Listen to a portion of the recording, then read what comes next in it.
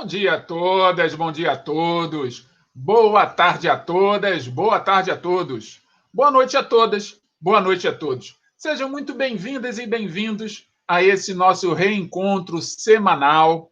Todas as semanas nós nos encontramos nesse mesmo canal, nesse mesmo horário, para mais uma aula de filosofia.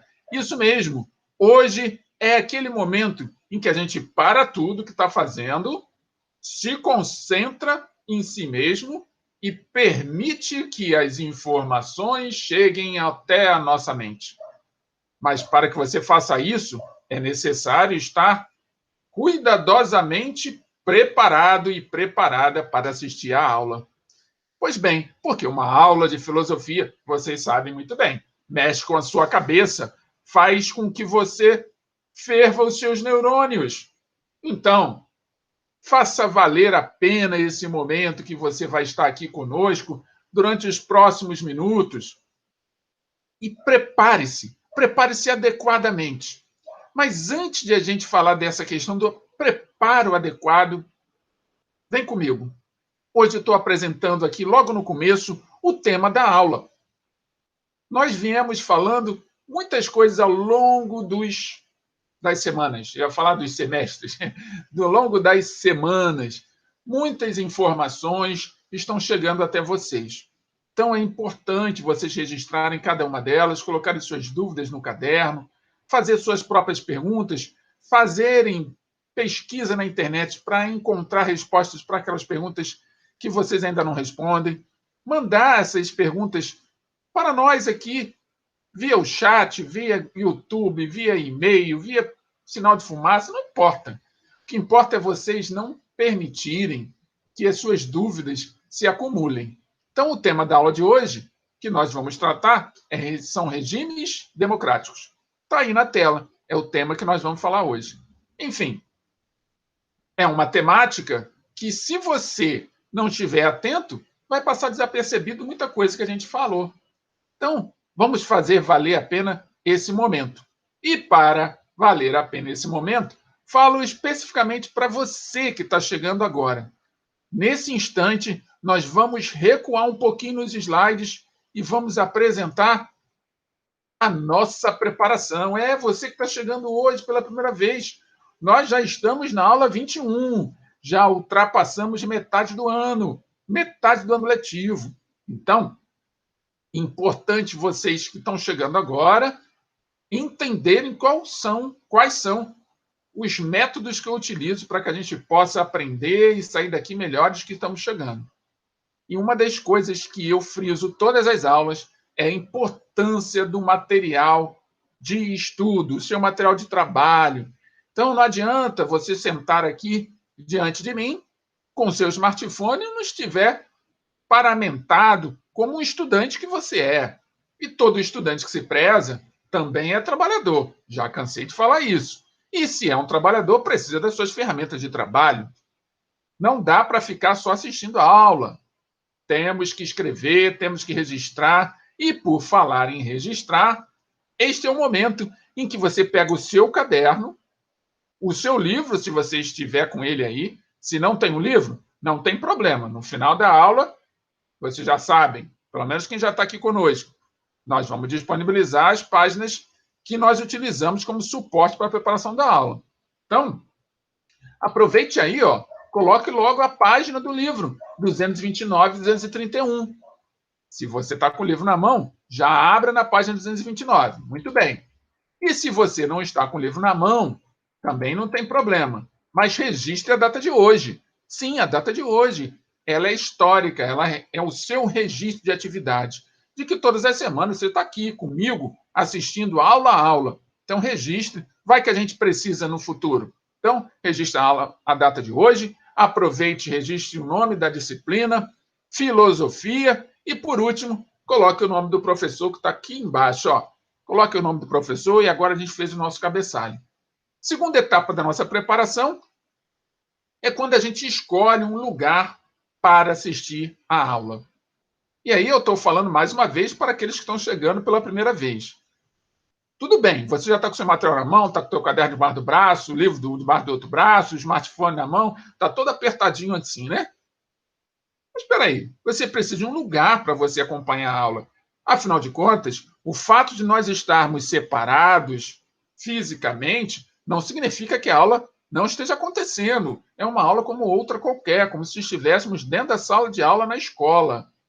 Então, você precisa se preparar com o material e também escolher um lugar onde você vai acompanhar a aula até o final. E para fazer isso, eu dou algumas sugestões. Eu falo que você pode assistir no sofá, na cozinha, numa mesinha que você vai escolher e vai levar para algum lugar, onde você possa ficar com atenção. Mas tem duas coisas aqui que eu considero bem importantes para que vocês saiam daqui, de fato, aprendendo. Primeira, a água. Está aqui a minha. A água. Então, já que vocês estão vendo a minha água, eu sugiro aí vocês também pegarem a de vocês. Pode ser num copo, numa caneca, numa garrafa como a minha, não importa. O importante é tê-la ao lado de vocês. Essa é uma sugestão que eu considero de suma importância. Já escolheu o seu lugar, agora tem que ter água. Segunda, é a minha sugestão proibitiva. Eu não posso proibir ninguém, não estou aqui para fazer isso. Meu objetivo aqui é a orientação. Então, você pode fazer, segundo a sua livre escolha, o que você bem entender, escolher o lugar para fazer o acompanhamento dessa aula. Entretanto, eu sugiro que você não assista a esta aula deitado ou deitada à cama. Porque a cama é um lugar convidativo para se dormir e não para acompanhar uma aula. Então, a minha sugestão é que vocês não assistam essa aula deitado à cama, porque vocês vão acabar adormecendo e nós não queremos que vocês adormeçam. Nós queremos que vocês fiquem atentos e atentas, concentrados e concentradas até o final, junto com a água. Combinado? Estamos de acordo, então? Então, vamos para a próxima e última etapa da nossa preparação. Para quem já está aqui conosco há muito tempo, quero estender o meu muito obrigado. Muito obrigado por me receber na casa de vocês todas as semanas. Assim como eu recebo vocês na minha casa com muita satisfação. Esse é um momento único em que nós nos reunimos uma vez por semana. Então, a gente tem que fazer valer a pena esse momento. Então, meu muito obrigado. Agora, para você que está chegando aqui pela primeira vez, estava meio perdido, não sabia o que ia fazer, aí decidiu, e com a graça de Deus, decidiu com firmeza que agora vai acompanhar as aulas, nós transmitimos essa aula também pelo YouTube. Ela é transmitida pelo Google Meet, gravada pelo Google Meet e transmitida também pelo YouTube. Eu pessoalmente considero o YouTube uma ferramenta muito mais interessante, porque ela tem alguns aplicativos que lhe facilita. Que aplicativos é esse, pessoal? Quando você vem aqui e clica em inscrever-se, é um aplicativo. Você está aplicando um comando para que o YouTube entenda que você está inscrito naquele canal e quer continuar assistindo tudo que esse canal coloca à disposição no ar. Então, se você está chegando aqui agora e está assistindo essa aula pelo YouTube, aproveite aí. Vá no botão inscrever-se e clique em inscrever-se. Mas não basta inscrever-se. Você também tem que clicar aqui, ó, na nossa campainha. Que campainha, professor? Estou vendo sinos. Tá bom. Pode ser sinos. É que eu gosto de chamar de campainha. E eu vou dizer mais uma vez por quê. Porque quando você vai receber uma visita na sua casa, essa visita, se a tua casa tem campainha, vai tocar campainha antes de entrar. E aí você vai saber que a visita chegou e vai lá abrir a porta. Então, esses sinos, que muita gente chama de sino, eu gosto de chamar de campainha. É quando você vai ser avisado e avisada que eu estou chegando com uma nova aula para você. Então, clique em inscrever-se, clique na campainha para ativá-la, e aí sim, você vai receber esta aula, assim como agora você acabou de receber esta aula. Foi avisada que a aula já tinha chegado e você já está aqui assistindo e me acompanhando e já com a tua cabeça pensando como é que será o tema, como que nós vamos tratar o conteúdo, tá bom? Então, clique na campainha e clique no inscrever-se. Agora, Se ao final da aula gostou, aprendeu coisas novas, clique em gostei também. Porque quando você clica em gostei, o que eu entendo? Eu entendo que você quer continuar aprendendo. E aí eu me estimulo mais ainda para oferecer formas diferentes e cada vez mais aperfeiçoadas daquilo que eu tenho para apresentar para vocês. Então, além de inscrever-se, também clique em gostei se ao final da aula você gostar de fato da aula. E por último, é quando eu peço a vocês, e você que está chegando agora, é importante, para um pouco para ouvir, clique nesse botãozinho aqui. Sabe o que é esse botão? Esse é o botão que vai te fazer caridoso. Esse botão é que vai te ajudar a ser fraterno. E esse botão é que vai indicar a você o quanto que você é solidário ou solidária com alguém. É o botão de compartilhar esta aula. Compartilhar esta aula pelo WhatsApp com aquele teu colega que não está assistindo às aulas por causa de vários fatores, mas o WhatsApp ele tem. Então compartilhe esta aula com ele, com seu colega de turma. Mas compartilhe também com seu colega da outra turma, com seu colega, com seu conhecido de outro colégio, que possa, por um acaso, não ter tido contato com a matéria filosofia ao longo das últimas semanas, dos últimos meses. Mas também compartilhe com seu vizinho, com a sua vizinha, com aquela pessoa que você conhece e que se interessa pelos temas que nós abordamos aqui. Todas as vezes que você compartilhar essa aula com alguém, essa e as demais, você vai estar ajudando, não apenas a você mesmo, mas vai estar ajudando a alguém a se aperfeiçoar, a aprender, a ter curiosidade, a descobrir coisas novas, a ter novos questionamentos, a acabar com certas dúvidas, a criar novas. Entendem? Então vamos ser solidários, companheiros, companheiras, fraternos, fraternas. Vamos ser caridosos e caridosas. É isso que eu digo para vocês para clicar nesse botão. Estamos de acordo, então? Todo mundo de acordo? Está na hora agora de nós partirmos para o conteúdo. Então, me acompanhe na leitura. Você que está com o livro, me acompanha na leitura. Quem não está com o livro, não tem problema. Acompanhe a si mesmo a leitura que eu vou estar fazendo. Que tudo isso que eu estou apresentando para vocês tem suporte e algumas coisas são retiradas do livro didático de vocês, que é o livro Filosofando. Então, regimes democráticos. Vocês já estão vendo aí regimes democráticos na tela.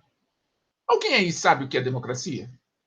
Alguém já parou para pensar o que é um país que vive sob o regime da democracia? Tenho certeza que, se não sabe, pelo menos experimenta. Porque o nosso país é um país democrático. Mas não adianta só alguém dizer para você que esse país é um país democrático. Não adianta alguém dizer para você que democracia é sinônimo de voto, de eleição, porque não é. Talvez você conheça apenas uma parte, uma mínima parte do que representa o voto na democracia. Entretanto, existem muitas outras coisas que nós precisamos conhecer para podermos, de fato, compreender o que é um regime democrático e o que significa democracia. Então, vamos lá? Me acompanhe. A palavra democracia é de origem grega e significa governo do povo, governo de todos os cidadãos. Quando se fala em governo do povo, governo de todos os cidadãos, não significa que você vai ter que sair da sua casa, já que nós estamos num país democrático, sair da sua casa e ir lá pedir dar licença ao governador, ao presidente, ao prefeito, e falar, ó, eu quero governar no seu lugar. Não, porque existem formas distintas de exercer esse governo. E uma das formas distintas que nós estamos habituados aqui no Brasil é a forma representativa, em que eu escolho alguém que vai me representar. E este alguém é que vai governar. E nesse momento, quando esse alguém governa, é claro, ele vai estar governando o povo através de mim. Então, vamos dizer assim, eu também estou governando, se eu votei naquele fulano. ou se eu votei naquele ciclano.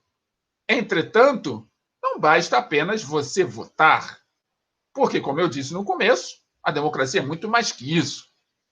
Então, vamos ver o que mais temos para falar sobre democracia. A democracia foi uma invenção dos gregos da antiguidade, que elaboraram, teoricamente, esse conceito e implantaram um regime democrático na polis. Polis é a mesma coisa que cidade, em grego.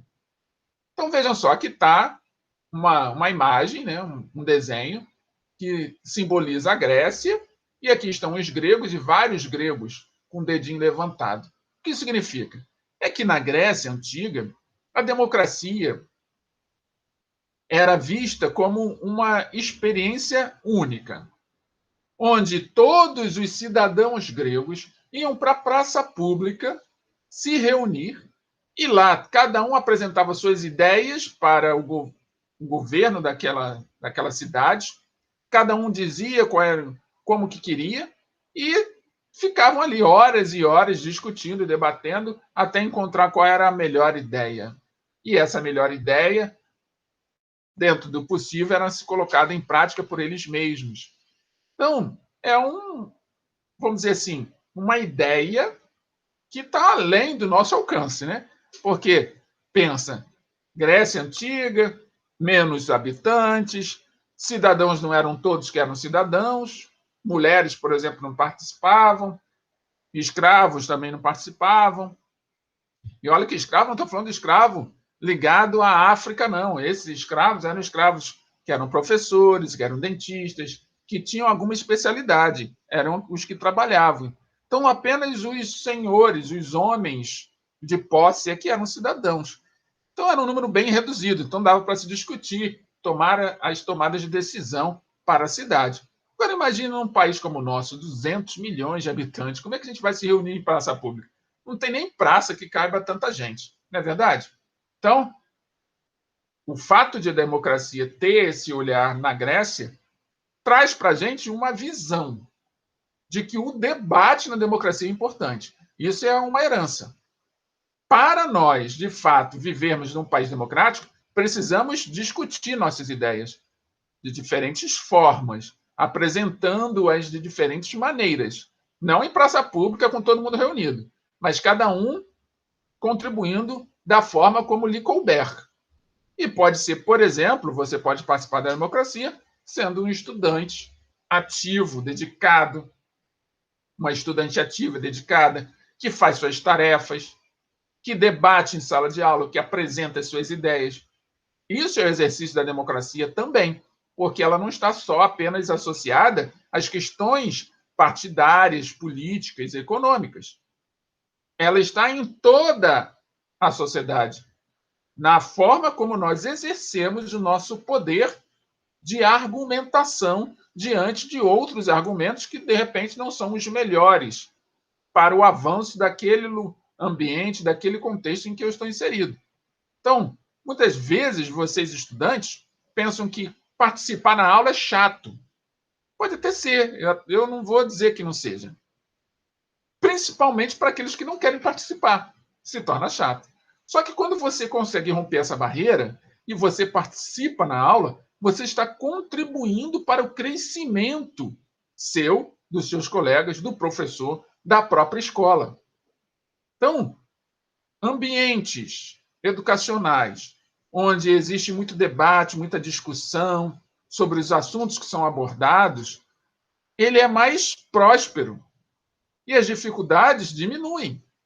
Agora, quando a gente se cala, as dificuldades ficam muito maiores, porque eu só tenho a minha ideia, eu só tenho o meu pensamento, que vai estar degladiando comigo mesmo, já que eu não converso com ninguém, já que eu não estabeleço nenhum outro tipo de contato. Eu não coloco minhas dúvidas nem faço perguntas. Então, a democracia está em nós, dessa forma. Um país democrático não é só do ponto de vista político-econômico, tem a ver também com o nosso cotidiano. É esse exercício de se governar, de autogoverno. Tá bom assim?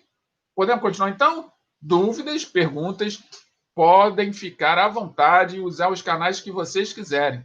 Por exemplo, agora que vocês estão me ouvindo, Quer mandar uma pergunta? Estou eu aqui, ao vivo, no chat, esperando vocês mandarem a pergunta. Como assim, professor? Está ao vivo no chat? Você não está me assistindo agora? Não está no horário da sua aula? Eu estou ao vivo no chat. Ah, mas professor, estou assistindo essa aula aqui 00:30. Ah, tudo bem. Você pode assistir ela 00:30. Você anota suas dúvidas. Quando for o horário da sua aula, você vai lá e entra em contato comigo, que eu vou estar lá para responder a sua dúvida. E se você quiser, pode voltar à aula, porque aí, à 00:30, ela já vai estar gravada. Entenderam? Porque agora está no nosso horário de aula. E se está no nosso horário de aula, ela está sendo ao vivo. Você é que não está acompanhando ela agora. Você só acompanhou depois que ela foi gravada. Então, não tem problema. O horário não importa. Por isso que eu sempre dou bom dia, boa tarde e boa noite.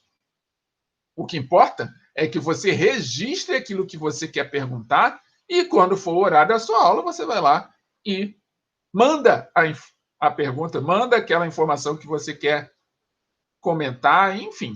Tá bom? Fiquem à vontade. Então, o regime grego caracterizou-se pela democracia direta. Está aqui aquilo que eu falei para vocês, todos reunidos numa praça. E não pela representativa, como é a nossa. Como eu disse para vocês, nós escolhemos alguém que vai nos representar. Porque decisões eram tomadas diretamente na Assembleia Popular. E aí, imagine só quanto tempo não levava para chegar a decisões aqui, né? Porque nós pensamos de maneira diferente, imagina. Todos reunidos discutindo o que é o melhor para a cidade.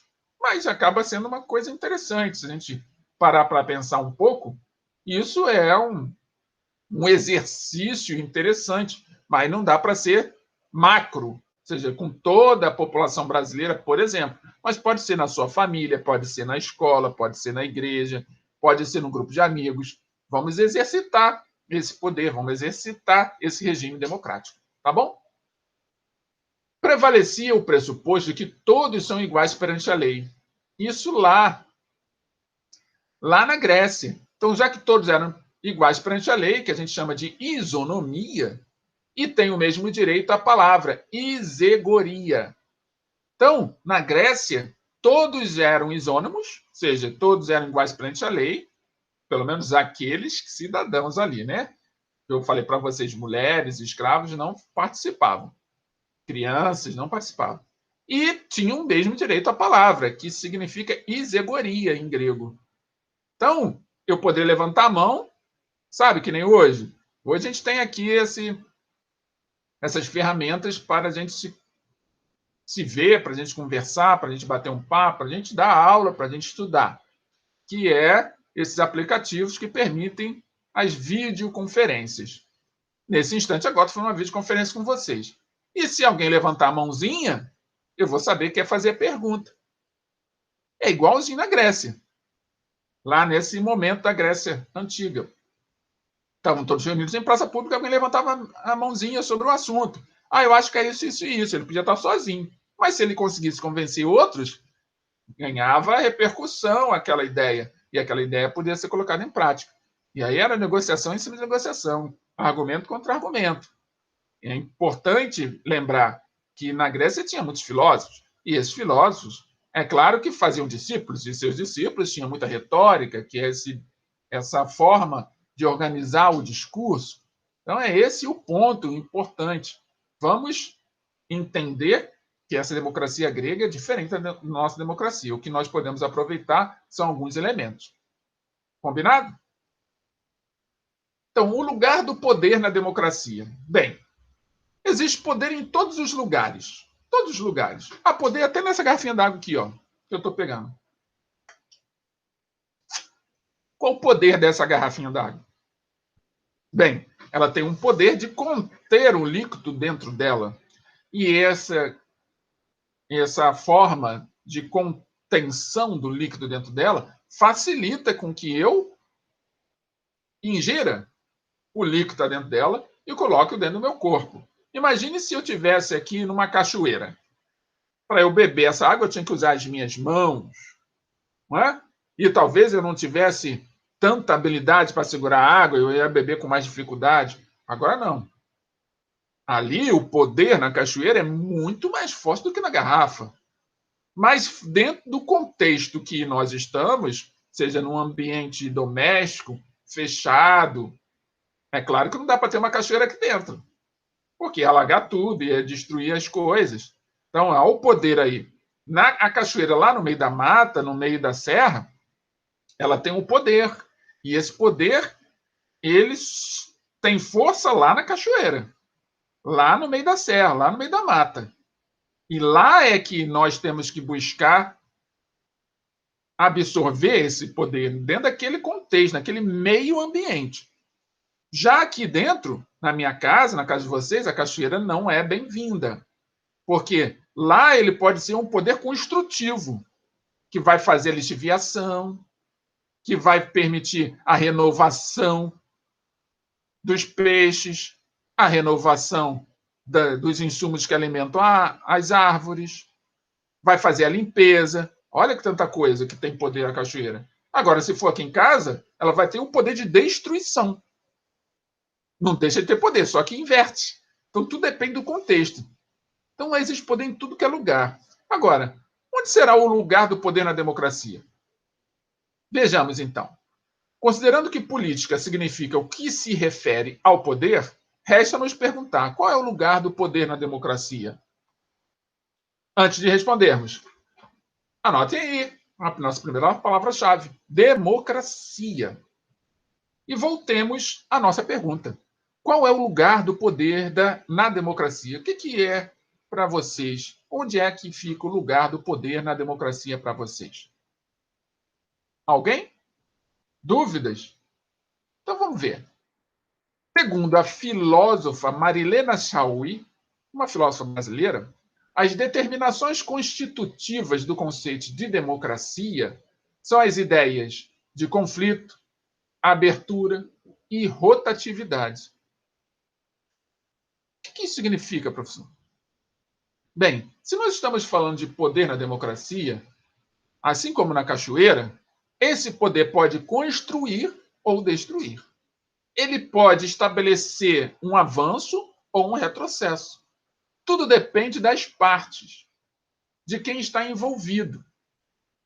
E essa questão de estar envolvido é fundamental nós entendermos que tudo que começa precisa dar prosseguimento, mesmo que você não saiba o porquê começou.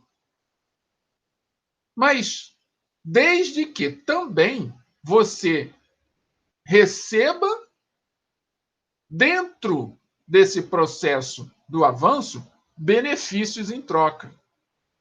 Desde que você se perceba crescendo e se desenvolvendo. Se você não vive isso, provavelmente você está retrocedendo no processo democrático. Porque democracia, ela tem um olhar sobre todos nós. Ou melhor, nós, ao ser vistos, ao nos vermos dentro de um ambiente democrático, nós ganhamos a permissão de falar aquilo que a gente pensa. Só que você precisa analisar o ambiente antes de falar. Porque muitas vezes você acha que o ambiente é democrático e fala sem pensar. E aí você encontra aquilo que nós chamamos de conflito. Mas eu pensei que era democrático. Pô, é democrático. Mas não é democrático para você falar qualquer coisa. Você tem que avaliar. Por isso essa coisa das idas e vindas. A democracia não é um caminho estático. É um caminho flexível. Em que nós podemos olhar para frente, mas não podemos perder noção do que está atrás, do nosso suporte.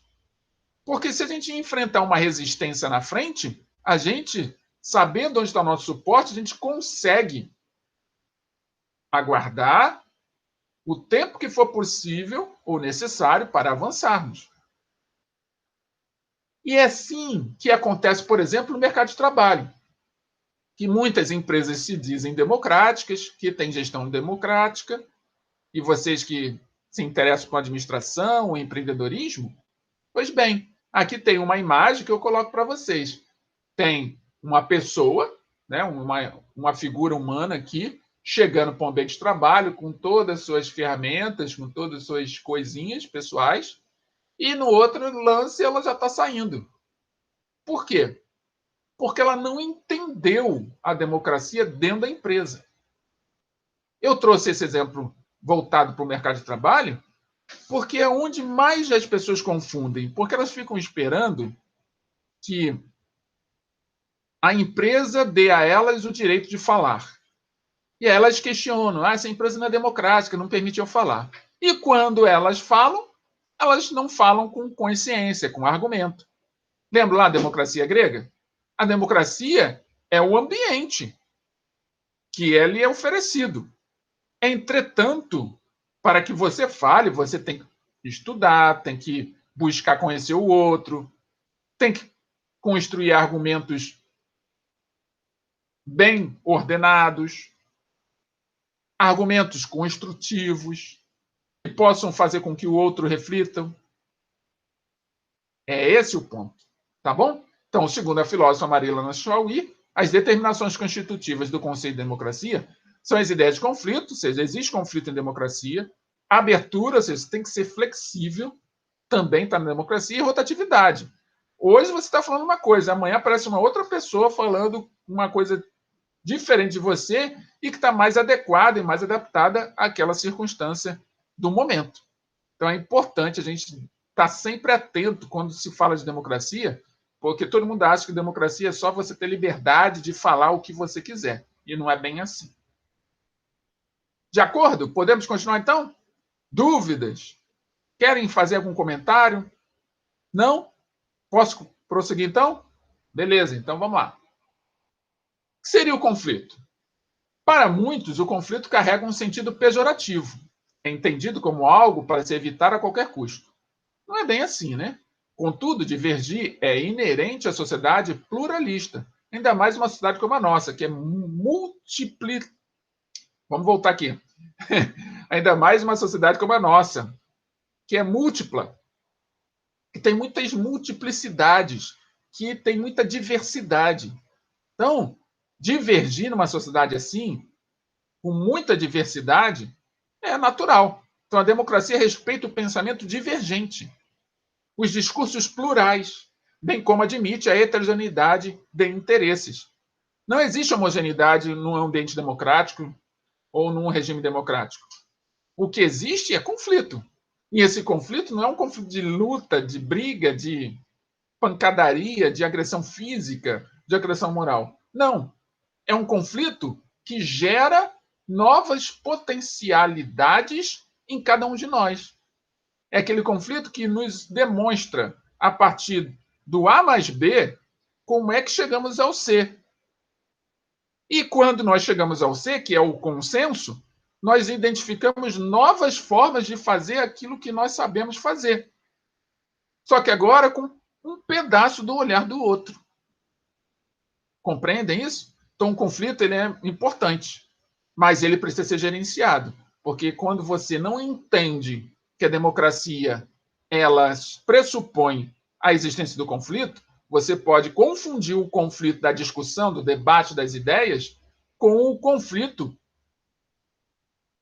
da confusão, com o conflito da agressão, com o conflito daquilo que gera desordem.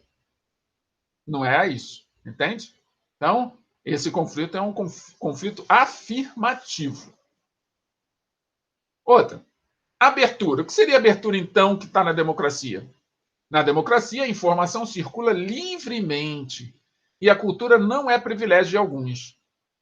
A circulação não se reduz ao mero consumo de informação e cultura, mas pressupõe igualmente a produção de informação e cultura que a enriquece. Daí a necessidade de não fazer delas privilégio de poucos. Num ambiente democrático, as suas ideias são sempre bem-vindas, mas também o seu olhar particular do mundo, seus costumes, tudo isso é necessário ser recebido e compreendido, é necessário ser respeitado. Por quê? O seu olhar sobre determinado fato diante de uma situação problema, ele pode ser muito importante para a construção de uma tomada de medida, uma tomada de decisão, que vai tirar, por um exemplo, aquele grupo de pessoas que estão ali trabalhando de um risco à segurança delas. O que eu estou querendo dizer é o seguinte: cada um já viveu suas experiências. E se eu vivo minhas experiências diariamente, quando eu estou vivendo num país como o nosso, que o sistema é democrático, é importante entender que nem tudo eu preciso viver na pele, que eu posso aprender com o outro, que não é um privilégio meu agir daquela maneira, de ter acesso àquilo. Todos precisam ter acesso. O que acaba acontecendo é que a gente ainda está amadurecendo essa ideia democrática, a gente ainda está amadurecendo como país democrático.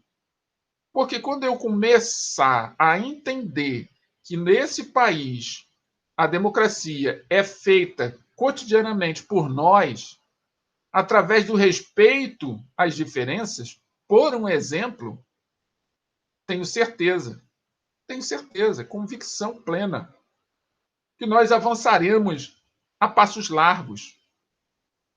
Quem sabe avançaremos tão rápido que 1.000 anos vai ser pouco em termos de desenvolvimento. O que acontece é que nós ainda não entendemos o que é democracia e mesmo vivendo numa democracia, a gente comete os mesmos erros como se não estivéssemos na democracia. Porque a gente confunde, acha que democracia é poder falar o que quiser, poder botar dedo na cara do outro, é não ter nenhum tipo de controle. E não é bem assim. A circulação das ideias ela tem que ser livre. Aquilo que eu vou consumir de informação, também. Mas, entretanto, isso não pode ser restrito a meia dúzia de pessoas. Ou seja, a verdade tem que estar disponível para todos. E se eu escondo a verdade, eu ainda não estou no país democrático. Eu ainda estou demorando, ainda tem coisas a aprender. Então, eu preciso entender que, como eu ajo diante da minha vida, no meu cotidiano, das minhas relações sociais com os outros, eu estou ali contribuindo para o fortalecimento ou enfraquecimento da democracia. E quando eu querer, quando eu desejar, quando eu pedir a alguém que me dê a palavra, provavelmente eu não vou ser ouvido. Por quê? Porque eu não aprendi e eu vou querer obrigar a pessoa a me dar a palavra. E a pessoa não vai entender a sua linguagem, o seu linguajar. E provavelmente aquilo que a gente chamou de conflito anteriormente vai virar desordem. Não vai ser afirmativo, não vai ser construtivo. Vai ser desordeiro, vai ser balbúrdia, vai ser confusão, vai ser violência. Compreendem? Então, tudo isso está na democracia, hein? Tudo isso que eu estou falando para vocês está nisso que a gente fala sobre democracia. O lugar do poder da democracia. Tá bom? Vamos lá para a última etapa. O último item, que é a rotatividade. O filósofo francês Claude Lefort, que viveu entre 1924 e faleceu em 2010, defendeu que o lugar do poder é o lugar vazio. Opa, lugar vazio? Como assim, professor? Calma, com o qual ninguém pode identificar-se, por ser exercido transitoriamente. Ou seja, eu não posso pegar o lugar do poder da democracia e falar que ele é meu, me apropriar. Democracia é aquilo que eu faço. Não, ele é um lugar que é inalcançável. Todos têm que ir lá, mas ao chegar lá ele muda, vai para outro lugar. É aquela coisa do movimento, ele está sempre se movendo. E está se movendo porque nós estamos amadurecendo, porque nós estamos crescendo, porque nós estamos desenvolvendo, porque nós estamos aprendendo todos os dias. Então, ao contrário, nos governos não democráticos, a pessoa investida de poder pretende dele se apossar por toda a vida, como se fosse seu proprietário. Na democracia não tem isso, não tem propriedade, o poder não tem propriedade.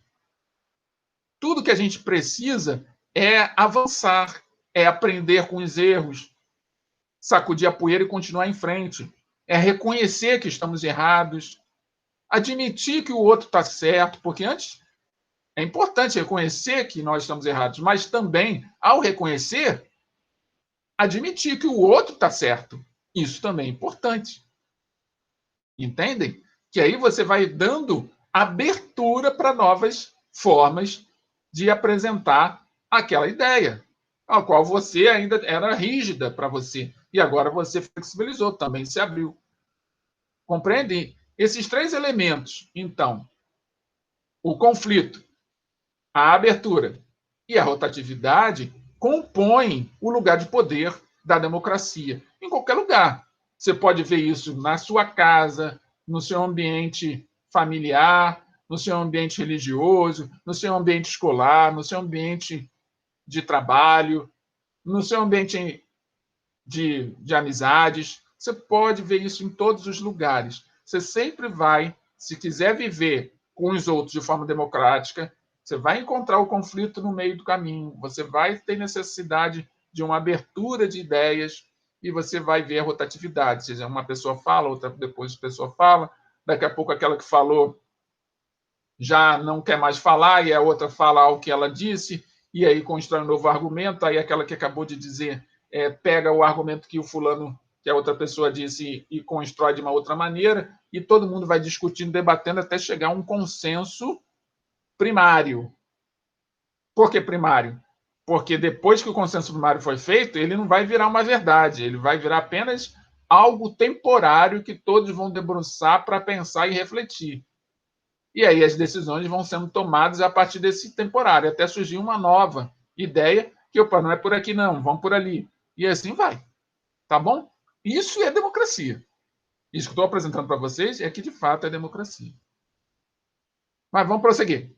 Então, áreas de exercício democrático. Onde será que a gente identifica a democracia, então? Eu já falei algumas coisas aqui para vocês, mas vamos ver aqui no texto como o texto nos diz.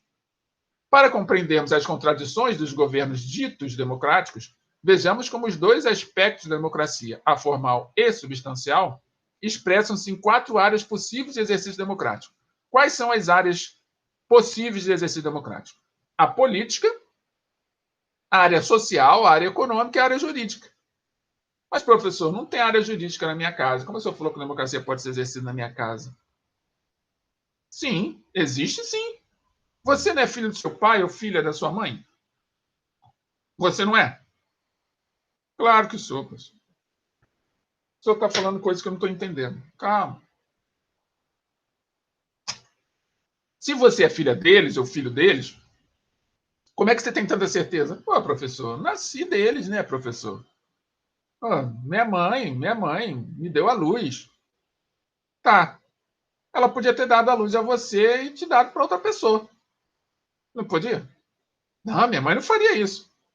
Graças a Deus que não fez, né? Mas pensa, não é o fato dela ter colocado você no mundo que ela é sua mãe. Existe um elemento jurídico. Qual é? Quero ver se vocês estão atentos.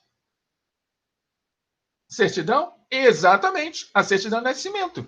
Sem a certidão de nascimento, você não existe. Então, existe um exercício democrático na sua família do ponto de vista jurídico. Sim. Você é filho dos seus pais, assim como eu sou filho dos meus pais, porque tem uma certidão que garante. E econômico? Econômico não precisa nem falar, né? Nem falar. Se não trabalhar, se não conseguir dinheiro, não consegue subsistir, não consegue comprar as coisas, não consegue ter alimento, não consegue pagar aluguel, não consegue pagar luz, não consegue se vestir, não consegue estudar, tem um monte de coisa. Estudar não, estudar todo mundo consegue fazer mesmo sem roupa. Mesmo sem roupa. E estudar a gente só está à vontade, tá? Mas não dá para comprar o livro, por exemplo. Então, econômica todo mundo vê. Social. Bem, a família já é o primeiro grupo social, então não tem muito o que discutir. E política? Tem alguém aí que fala mais alto do que o pai ou a mãe? E quando fala? E quando decide falar, o que acontece? Ah, exercício do poder. Isso é democracia. Claro que tem algumas famílias que são mais firmes em determinadas condutas. E pode ser que a democracia não dê oportunidade para os filhos, de repente, argumentarem e colocar no seu ponto de vista. Mas o que eu acabei de dizer? Estamos todos avançando, precisamos aprender. Ainda estamos aprendendo. Então, não precisa se preocupar. Tá? Então, se alguém da sua família não te ouve porque ainda não compreende que nós estamos avançando. E vai chegar um momento que ela vai te ouvir. E se não te ouvir, você já tem condições de entender por que ela não te ouve. E se você tem condições, você já avançou. E o que importa é que alguém tem que avançar, para que os outros que não avançarem possam ter suporte naqueles que vão avançar. Entenderam? Perguntas, dúvidas, comentários, fiquem à vontade, tá? Essa aula aqui é dinâmica. E esta aula é democrática, eu posso dizer para vocês, ela é democrática. Você tem liberdade para expor suas ideias, tá bom? Então, democracia política. Vamos pensar aqui, ó, na política, na abordagem, no exercício da democracia na política. O acesso ao poder na democracia política é ascendente, isto é, se exerce de baixo. Opa, faltou aqui um erro, professor. Calma, eu vou resolver isso já já. Eu resolvo tudo aqui na frente de vocês para que a gente não tenha nenhum erro. Tá? Faltou um P, um Pzinho, para não ter erro. Ótimo. Vamos lá agora. Então, democracia política. O acesso ao poder na democracia política é ascendente, isto é, se exerce de baixo para cima. Ela escolhe. Espera aí. De baixo para cima. O que eu errei aqui? Tá. Vamos corrigir aqui de novo. Sem problema. O acesso ao poder na democracia política é ascendente, isto é, se exerce de baixo para cima. A escolha. Pessoal. A escolha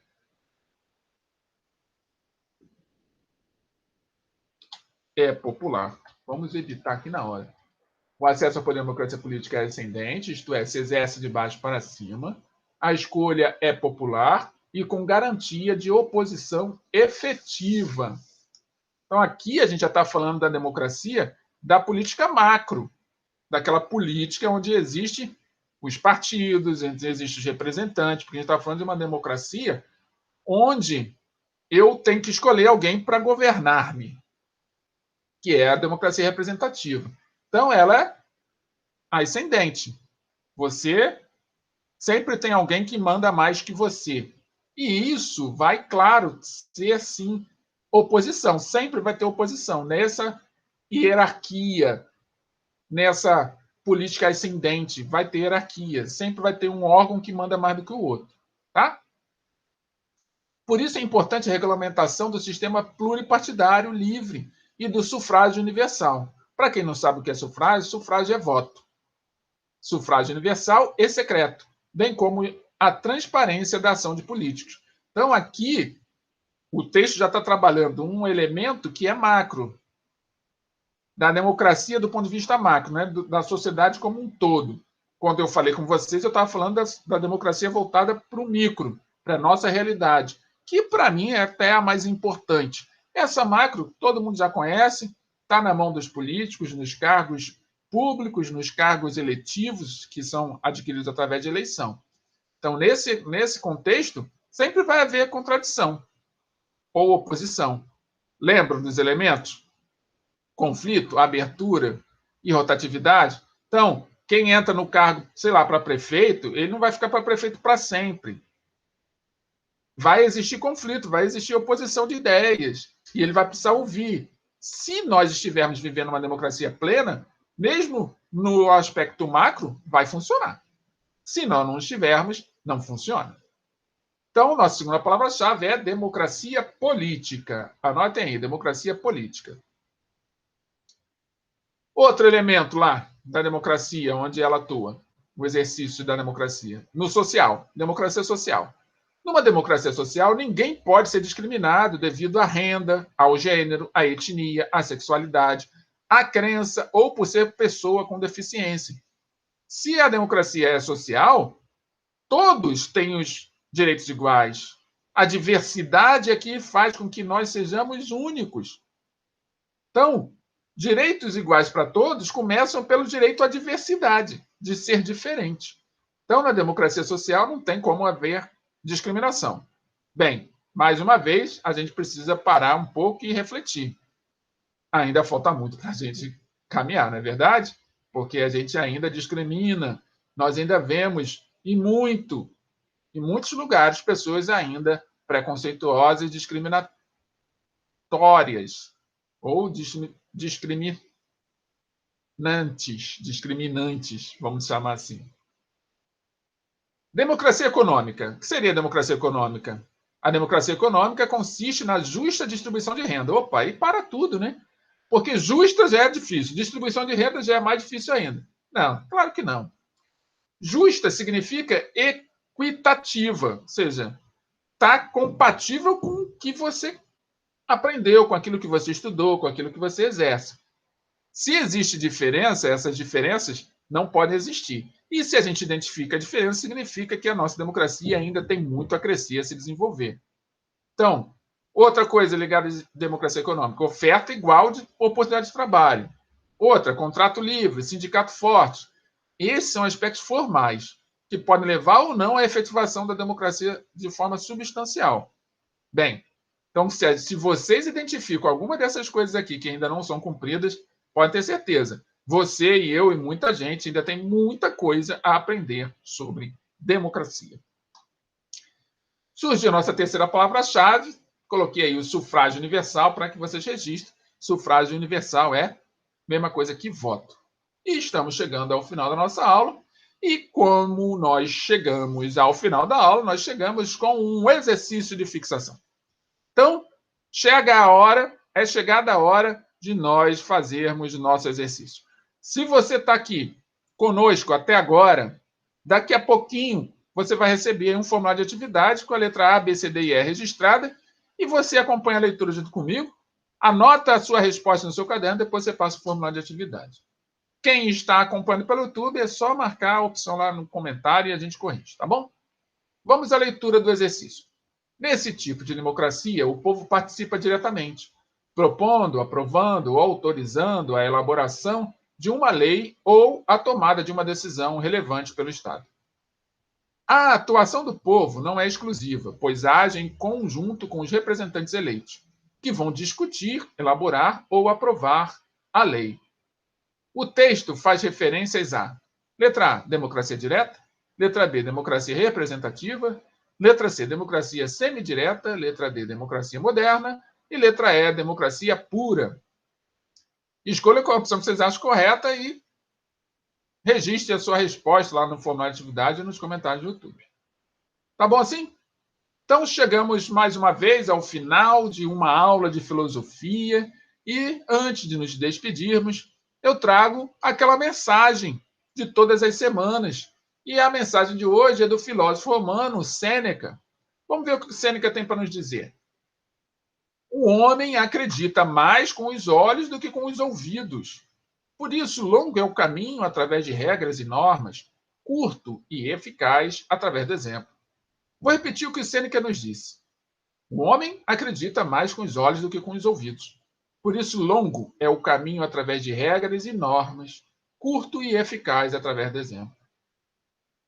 Comentem se acharem necessário essa mensagem do Sêneca. E assim, concluímos mais uma aula de filosofia com a convicção de que nos reencontraremos em breve, na próxima semana. Importante dizer, fiquem bem, para que vocês possam, na próxima semana, estarem aqui, juntinho comigo, para mais uma aula de filosofia. Um beijo no coração de cada um de vocês e a gente se vê na próxima semana. Até lá!